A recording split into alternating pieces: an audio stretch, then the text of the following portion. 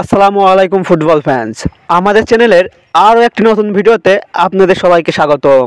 সর্বশেষ major league সকারের নিজেদের 21তম ম্যাচটিতে সিনসিনাটির বিপক্ষে মাঠে নেমেছিল ইন্টার মিয়ামি।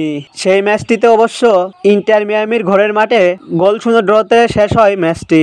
সিনসিনাটির ম্যাচের পর এবার লিগস কাপের ম্যাচ খেলতে মাঠে নামছে কোচ হাবিয়ের মাসচেরানোর শিষ্যরা।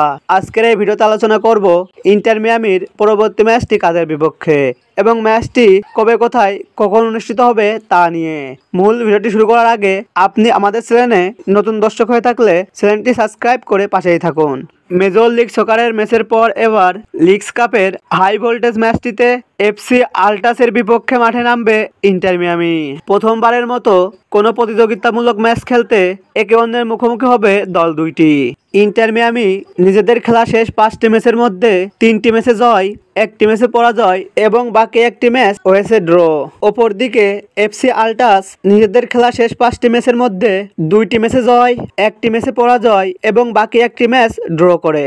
তাই বর্তমান পারফরমেন্স বিবেচনায় এফসি আল্টাসের থেকে কিছুটা এগিয়ে রয়েছে ইন্টার মিয়ামি।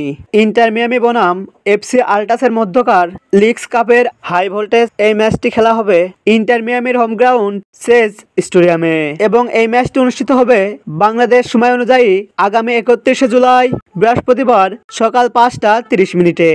হাই ভোল্টেজ এই ম্যাচটিতে কোন দল জয় পাবে, ইন্টার মিয়ামি নাকি এফসি আল্টাস? আপনার মতামতটি কমেন্ট বক্সে কমেন্ট করুন। ফুটবলের সকল নিউজ ও আপডেট পেতে আমাদের চ্যানেলটি সাবস্ক্রাইব করে পাশেই থাকুন। ধন্যবাদ।